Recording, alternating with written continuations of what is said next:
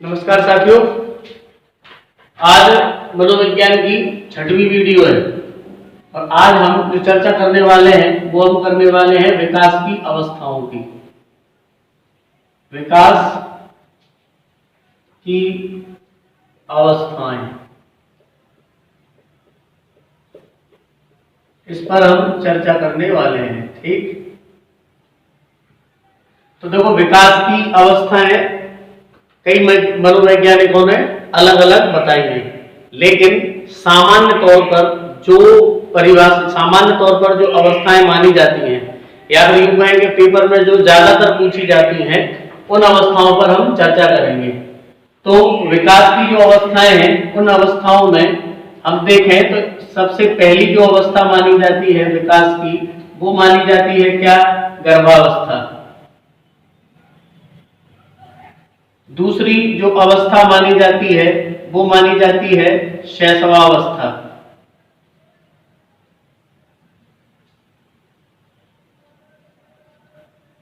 तीसरी जो अवस्था मानी जाती है वो मानी जाती है बाल्यावस्था।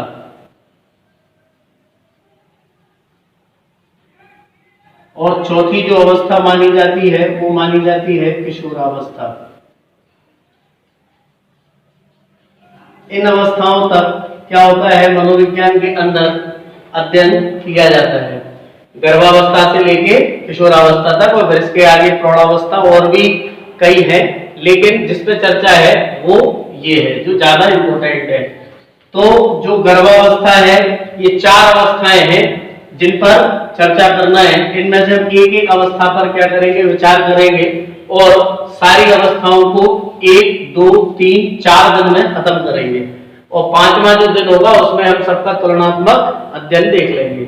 ठीक है, तो देखो, पहली जो अवस्था है हम उसकी चर्चा आज करने वाले हैं, और वो है क्या?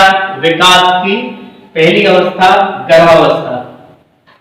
ठीक है, तो देखो, गर्भावस्था,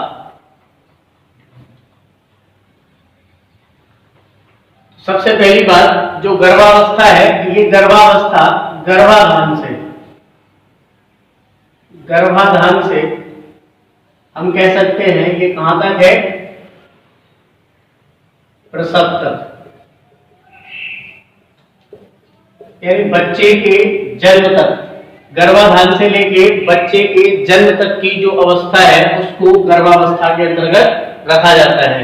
या फिर इसके अगर समय की बात करें तो 40 सप्ताह तक इसको रखा जाता है। या फिर अगर महीनों में बात करें तो 9 माह 10 दिन की ये अवस्था मानी जाती है। और अगर दिनों की बात करें तो 280 दिन की ये अवस्था मानी जाती है। ठीक है, तो देखो, इसके बारे में हम चर्चा करेंगे। पहली अवस्था है गर्भावस्था।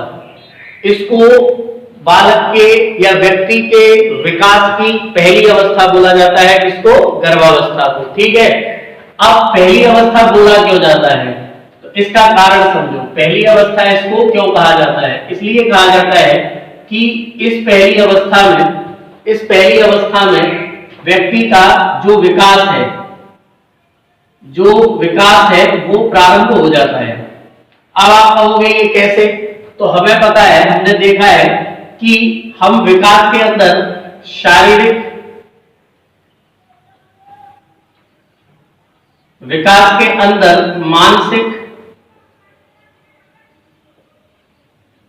और विकास के अंदर सामवेगिक या संज्ञानात्मक और भी है, ये जो विकास है, इन विकासों को हम लेके चलते हैं। अब गर्भावस्था में अगर हम देखें तो गर्भावस्था के अंदर ये सारे विकास शुरू हो जाते हैं। ठीक है, इसके कुछ उदाहरण भी हमें देखने को मिलते हैं। जैसे एक उदाहरण हमें मिलता है प्रहलाद का। एक उदाहरण हमें मिलता है प्रहलाद का। ठीक है, प्रहलाद का एक जो उदाहरण हमें देखने को मिलता है वो मिलता है अभिमन्यु का। एक जो उदाहरण देखने को मिलता है वो मिलता है अष्टावक्र का। और एक जो उदाहरण देखने को मिलता है वो मिलता है शुकदेव का। ऐसे कई उदाहरण हैं जो ये इस बात का प्रूफ देते हैं, इसका समर्थन करते हैं कि ये मानव के विकास की पहली अवस्था है। क्यों? क्योंकि देखो, शारीरिक रूप से अगर हम देखें तो शारीरिक रूप से क्या होता है, हमें पता है कि पूरी जो गर्भावस्था है, इस गर्भावस्था को 3 भागों में क्या किया जाता है, बांटा जाता है। एक जो है एक अवस्था, इसको कहा जाता है डिंबावस्था। इसको क्या कहा जाता है, डिंबावस्था। एक जो अवस्था है, इस अवस्था को कहा जाता है पिंडावस्था, पिंडावस्था। और एक जो अवस्था है, उस अवस्था को कहा जाता है भ्रूणावस्था।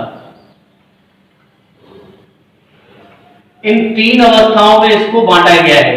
और यहां से लेके यहां तक का जो टाइम है, प्रसव तक का जो टाइम है, वो इतना है। अब डिंबावस्था में गर्भाधान से, या हम कहें कि गर्भधारण करने से, गर्भाधान से 2 सप्ताह तक, और ये स्टार्ट हो जाती है, या तो ये कहें कि तीसरे सप्ताह से या दूसरे सप्ताह के अंत से। तो दूसरे सप्ताह के अंत से स्टार्ट होती है पिंडावस्था, दूसरे सप्ताह के अंत से शुरू होती है पिंडावस्था, और ये जाती है दूसरे माह तक, दूसरे माह के अंत तक। दूसरे माह के अंत से यानी तीसरे माह से ये चलती है कहां तक, प्रसव तक। तो 3 भागों में इसको बांटा है। पहली अवस्था है गर्भावस्था की, कौन सी, डिंबावस्था। दूसरी जो अवस्था है गर्भावस्था की है पिंडावस्था। तीसरी जो अवस्था है गर्भावस्था की वो है भ्रूणावस्था।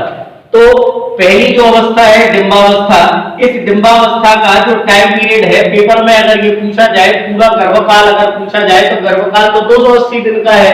अगर ये पूछा जाए दिन तो 9 माह 10 दिन का है। अगर सप्ताह पूछे जाए तो इतने हैं, लेकिन ये कभी कम कभी ज्यादा भी हो सकता है।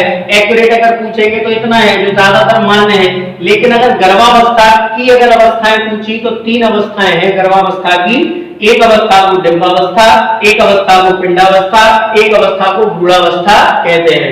अब इसके अंदर डिंबावस्था की जो गर्भावस्था है, डिंबावस्था का जो काल है, वो गर्भाधान से लेकर 2 सप्ताह तक ये अवस्था मानी जाती है। अब इस अवस्था में क्या होता है, पहली बात, यहां पर जो बच्चा है वो एक बीज के रूप में क्या होता है, तैरता रहता है। ये बीज के रूप में क्या होता रहता है, गर्भाशय में तैरता रहता है। और तैरने के बाद फिर लगभग 10 से लेके 15 दिन के बीच, 10 से लेके 15 दिन के बीच ये क्या करता है, गर्भाशय से जाकर चिपक जाता है, गर्भाशय से चिपक जाता है। गर्भाशय से ये क्या हो जाता है, चिपक जाता है। गर्भाशय से जब ये चिपक जाता है तो ये गर्भाशय से चिपकने की जो क्रिया है, इस क्रिया को कहा जाता है क्या, रोपण। इस क्रिया को क्या कहा जाता है, रोपण। ठीक है, क्या कहा जाता है, रोपण।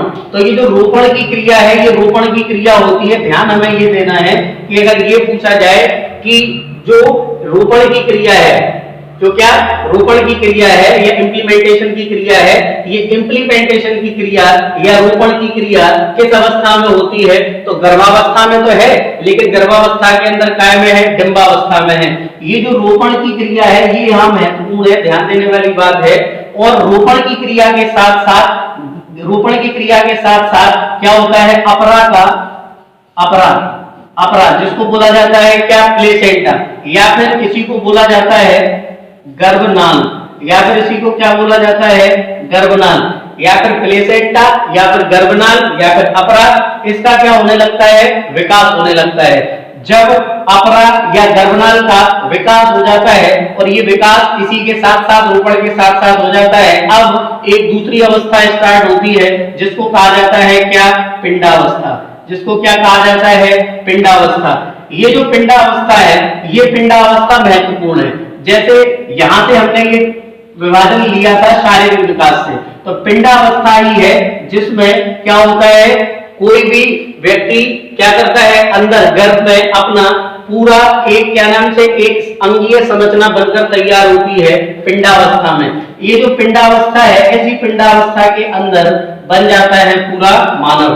तो आपसे अगर ये प्रश्न पूछा जाए कि गर्भावस्था की किस अवस्था में बालक पूर्व अवस्था को क्या कर, पूर्व अंगों, शरीर के सभी अंगों का विकास हो जाता है किस अवस्था के अंदर, तो शरीर के सभी अंगों का जो विकास होता है वो होता है पिंडावस्था में। वो होता है किसमें? पिंडावस्था में। यहाँ तक तो बच्चा बस केवल तैर रहा था, और यहाँ पर जब बच्चा आता है पिंडावस्था में तो उसके शरीर के सभी अंगों का क्या हो जाता है? निर्माण हो जाता है। और हमें सबको पता है कि हम ट्रिप्लोब्लास्टिक हैं, यानी त्रिस्तरीय हैं। तो एक 3 परतें पाई जाती हैं। एक परत को कहते हैं बाह्य परत, या फिर इसको बोलते हैं एक्टोडर्म, या फिर इसको क्या बोलते हैं? एक्टोडर्म। एक होती है मध्य परत जिसको बोला जाता है मीजोडर्म, जिसको क्या बोला जाता है? मीजोडर्म। एक होती है क्या? आंतरिक परत। एक क्या होती है? आंतरिक परत। और आंतरिक परत को क्या बोला जाता है? एंडोडर्म। क्या बोला जाता है? एंडोडर्म। तो देखो, इस पिंडावस्था में शरीर के सभी अंगों का विकास होता है। तो 3 परतों में होता है, एक बाह्य परत जिसको एक्टोडर्म कहते हैं, एक मध्य परत जिसको मीजोडर्म कहते हैं, और एक आंतरिक परत जिसको एंडोडर्म कहते हैं। ये जो एक्टोडर्म है, इस एक्टोडर्म से, एक्टो मतलब बाहर जो दिखता है हमें वो, जैसे आपके नेल्स हैं, नाखून हैं, जैसे आपके बाल हैं, है ना, तो नाक है, कान है, ये एक्टोडर्म से बनने वाले हैं। आपसे अगर ये प्रश्न पूछा जाए कि बाल है, नाखून है ना, ये आपकी स्किन है, कान है, नाक है, ये कैसे बनते हैं? तो ये बनते हैं कैसे? भ्रूण की कैसे? एक्टोडर्म से। ठीक। मध्य की अगर पूछा जाए तो जो मांसपेशियां बनती हैं वो सारी मांसपेशियों का निर्माण मेसोडर्म से होता है, यानी मध्य कैसे स्तर से होता है, और यह मध्य त्वचा से होता है। आंतरिक की अगर बात करें तो अपना हार्ट है, किडनी है, लिवर है, जो जितना भी अपना मैस्कुलर पार्ट है अंदर, वो सारे के सारे का निर्माण कैसे होता है? एंडोडर्म से होता है। तो कहने का मतलब ये कि जो भ्रूण की या फिर गर्भावस्था की जो पिंडावस्था है, इस पिंडावस्था में शरीर के सभी अंगों का विकास हो चुका होता है। और ये जो अवस्था है पिंडावस्था, ये कब तक चलती है? ये दूसरे सप्ताह से शुरू हो जाती है, मतलब दूसरे सप्ताह के अंत से, या तो दूसरे सप्ताह के अंत से बोलो या तीसरे सप्ताह के प्रारंभ से ये स्टार्ट होती है, और दूसरे माह के अंत तक, यानी तीसरे सप्ताह से शुरू होकर दूसरे माह के अंत तक रहती है क्या? पिंडावस्था। जब दूसरे माह के अंत तक यानी 2 माह में पूरे शारीरिक अंगों का क्या हो जाता है? विकास हो जाता है। कि यहीं पर हम लिंगीय परीक्षण करा सकते हैं, यहीं पर हम ये देख सकते हैं कि लड़का है या लड़की है। ठीक है, तो हम जो क्या नाम से बच्चों का जो लिंगीय परीक्षण है, वो लिंगीय परीक्षण 2 माह के बाद होता है। 2 माह के बाद होता है, क्यों? क्योंकि 2 माह में ही पूरे शारीरिक अंगों का विकास होता है। यहीं पर ये देखा जा सकता है कि लड़का है या लड़की। अब अगली अवस्था जो है वो है भ्रूणावस्था। भ्रूणावस्था तीसरे माह से क्या होती है? शुरू हो जाती है। भ्रूणावस्था तीसरे माह से शुरू हो जाती है और प्रसव तक चलती है, यानी 280 दिन तक तीसरे माह से शुरू होकर ये चलती है टोटल। ठीक है, तो यहाँ तक प्रसव तक ये अवस्था चलती है। इस अवस्था में ये बात हमें ध्यान रखना है कि भ्रूणावस्था में किसी भी नवीन अंग का निर्माण नहीं होता, मतलब बालक के किसी भी नवीन अंगों का निर्माण इस भ्रूणावस्था के अंदर नहीं होता। इस पिंडावस्था में सारे अंग बन चुके होते हैं, उन्हीं अंगों का आगे भ्रूणावस्था में जाके विकास होता है। तो कहने का मतलब भ्रूणावस्था में उन शारीरिक अंगों का विकास होता है जो शारीरिक अंग पिंडावस्था में क्या हो चुके हैं? बन चुके हैं, निर्मित हो चुके हैं। तो भ्रूणावस्था में ये बात हमें याद रखना है कि भ्रूणावस्था में किसी भी नवीन शारीरिक संरचना का निर्माण नहीं होता। इसके अंदर वही शारीरिक संरचनाएं जिनका निर्माण पिंडावस्था में हो चुका है, उन्हीं शारीरिक संरचनाओं का इसके अंदर भ्रूणावस्था के अंदर क्या होता है? विकास होता है। तो भ्रूणावस्था में ये बात हमें याद रखना है। अब मैं वापस यहां पर आ रहा हूं। देखो, मैंने कहा कि किसी भी व्यक्ति के विकास की, किसी भी बालक के विकास की ये प्रारंभिक अवस्था है, गर्भावस्था।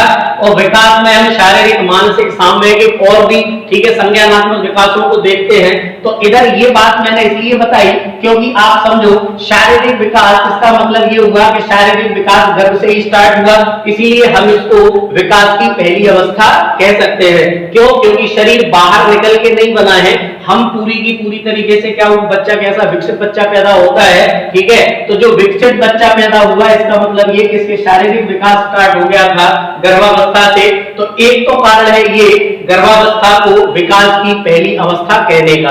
दूसरा है क्या? मानसिक। दूसरा है क्या? मानसिक। अब देखो मानसिक विकास, इसके लिए मैंने ये नाम लिखे हैं। प्रहलाद का पता है, प्रहलाद का क्या पता है कि ये कयाधु, कयाधु इसकी माता का नाम था, ठीक है। और इसके जो पिता थे उसका नाम था क्या? हिरण्यकश्यप। क्या नाम था? हिरण्यकश्यप क्या था? इनका नाम था। तो हिरण्यकश्यप, अब सबको पता है कि जो हिरण्यकश्यप और कयाधु, ये जो हिरण्यकश्यप था ये दैत्य था। ये जो दैत्य था और किसी दैत्यों के संसर्ग में रहती थी कौन? कयाधु। लेकिन ये गर्भ काल में क्या हुई थी? नारद मुनि के आश्रम में रही थी, इसीलिए यहाँ पर इसकी जो संतान होना थी, साधारण रूप से तो ये होना था कि इसकी जो संतान थी उसको भी दैत्य होना चाहिए, दैत्य प्रवृत्ति का होना चाहिए थी इसकी संतान। लेकिन ये कयाधु अपने गर्भ काल में रही थी नारद के आश्रम में, इसीलिए प्रहलाद पैदा हुए। और ये जो प्रहलाद पैदा हुए इसके बारे में ज्यादा कहानी नहीं बताऊंगा, आप सबको पता है कि एक दैत्य के यहाँ एक भक्त पैदा हुआ, एक वो व्यक्ति जो खुद को ईश्वर मानता था और ईश्वर के नाम से भी नफरत थी, उसके यहाँ ईश्वर से प्रेम करने वाला पैदा हुआ। इसका मतलब ये शारीरिक विकास तो यहाँ समझ आ गया। इसका मतलब ये कि इसके अंदर मानसिक विकास हो चुका था, इसके अंदर मानसिक विकास गर्भकाल में हो चुका था। दूसरा जो है उदाहरण हमें मिलता है किसका? अभिमन्यु का। ये जो अभिमन्यु है ये सुभद्रा, ये क्या? सुभद्रा और अर्जुन, सुभद्रा और अर्जुन के ये क्या थे? पुत्र थे अभिमन्यु। अभिमन्यु, तो यहाँ पर सबको अभिमन्यु की भी बात पता है कि जब अर्जुन सुभद्रा को क्या भेजने की, चक्रव्यूह भेजने की जब कथबो सुना रहे थे, रणनीति सिखा रहे थे, तब सुभद्रा ने केवल इतना जग के सुन पाया था जितने में केवल और केवल भेजा जा सकता है। निकलने की बात को, जब तक निकलने के लिए रणनीति आती तब तक सुभद्रा क्या हो चुकी थी? सो चुकी थी। अतः यहाँ पर अभिमन्यु ने केवल और केवल चक्रव्यूह को भेजने की जो भेद था, रणनीति थी, उस रणनीति को गर्भकाल में ही सीखा था, इसलिए हम कहेंगे कि मानसिक विकास भी हुआ था। अष्टावक्र की अगर हम बात करें तो देखो ये अष्टावक्र कौन थे? तो देखो अष्टावक्र कौन थे? अष्टावक्र कोहण, अष्टावक्र कोहण के, ठीक है, और वटिका के क्या थे? पुत्र थे, ठीक है। कौन? अष्टावक्र, ठीक है। तो ये अष्टावक्र कोहण और इसके वटिका के पुत्र थे। अष्टावक्र का मतलब ये कि 8 जगह से शरीर क्या था? इनका टेढ़ा था। तो अष्टावक्र ने भी वेदों का कंठस्थ ज्ञान कर लिया था गर्भावस्था में, इसका मतलब यहाँ भी क्या हुआ? मानसिक विकास हुआ। सुखदेव की अगर बात करें तो सुखदेव भी क्या थे? व्यास मुनि के क्या थे? ये शिष्य पुत्र थे। कौन? सुखदेव। सुखदेव क्या थे? व्यास मुनि के पुत्र थे। सुखदेव के बारे में भी पता है कि जब शंकर जी पार्वती जी को कहानी सुना रहे थे अमर होने की, तो सुखदेव ने सुन लिया और पार्वती जी जब सो गई, ये कहानी है, तो सुखदेव ने हुंकार भरी, तब इनको मारने के लिए शंकर जी ने इनका पीछा किया। तो ये व्यास की जो क्या नाम से पत्नी थी, उनमें सूक्ष्म रूप लेके उसके गर्भ में क्या हो गया? जाके छिप गए और 12 वर्ष तक ये काय में रहे, गर्भ में रहे, ऐसा माना जाता है 12 वर्ष तक। और जब ये बाहर आए गर्भ से 12 वर्ष के बाद, तो फिर इन्होंने सीधा क्या लिया? अपने पिताजी को, व्यास जी को क्या किया? प्रणाम किया और क्या कर गए? वनवास में चले, वनवास करने लगे। ये थे कौन? सुखदेव। इसका मतलब ये उदाहरण मैं आपको इसलिए बता रहा हूँ, ये बात सिद्ध करने के लिए कि मानसिक विकास भी इस समय होता है। अब एक बात आती है सामयिक विकास। सामयिक विकास का मतलब ये कि बच्चा जब पैदा होता है तो उसमें केवल एक ही संवेग मनोवैज्ञानिक मानते हैं कि इस समय उत्तेजना का, इस समय बच्चों में क्या होता है? संवेग होता है, ठीक है। तो ये सारे संवेग तो नहीं होते, लेकिन उत्तेजना का संवेग यहाँ पर होता है, ठीक है। तो ये तीनों चीजें हमें ये उदाहरणों से देखने को मिलती हैं कि शारीरिक, मानसिक और सामूहिक विकास गर्भावस्था में होता है, इसीलिए गर्भावस्था को विकास की पहली अवस्था माना जाता है। वहीं पर अगर आपसे ये पूछा जाए कि जन्म के बाद विकास की पहली अवस्था कौन सी है, तब जन्म के बाद विकास की जो पहली अवस्था आती है उस अवस्था का नाम है क्या? शैशवावस्था। उसका नाम क्या है? शैशवावस्था, जिसकी चर्चा हम कल करेंगे। ठीक है, तो देखो जरा, आज का जो टॉपिक था वो केवल पहली अवस्था को लेकर था, विकास की पहली अवस्था को लेकर, जिसमें गर्भावस्था थी। गर्भावस्था को हमने देख लिया, इतने समय की क्या होती है? गर्भकाल होता है। इस गर्भकाल को 3 अवस्थाओं में बांटा जाता है, डिंबावस्था में, पिंडावस्था में, भ्रूणावस्था में। पिंडावस्था सबसे महत्वपूर्ण अवस्था होती है। इस अवस्था में जाकर शरीर के सारे अंगों का क्या हो जाता है? विकास हो जाता है। और बच्चे को ये प्रश्न पेपर में कई बार पूछे जाते हैं, ठीक है, कि बच्चे को पोषण कहां से मिलता है? तो अपरा कह लो, गर्भनाल कह लो, प्लेसेंटा कह लो, इनके माध्यम से भ्रूण को क्या मिलता है? पोषण मिलता है। और जब भ्रूण कैसे गर्भाशय से चिपकता है तो उस चिपकने की क्रिया को इम्प्लीमेंटेशन कहते हैं या फिर रोपण कहते हैं। इसी रोपण की क्रिया के साथ साथ अपरा का क्या होता है? विकास होता है। और भ्रूणावस्था में किसी भी नवीन अंग का निर्माण नहीं होता, केवल जो पिंडावस्था के जो अंग है उन्हीं का क्या होता है? विकास होता है। इस तरीके से गर्भावस्था खत्म होती है। अब हम अगली अवस्था पढ़ेंगे कल, शैशवावस्था। तब तक के लिए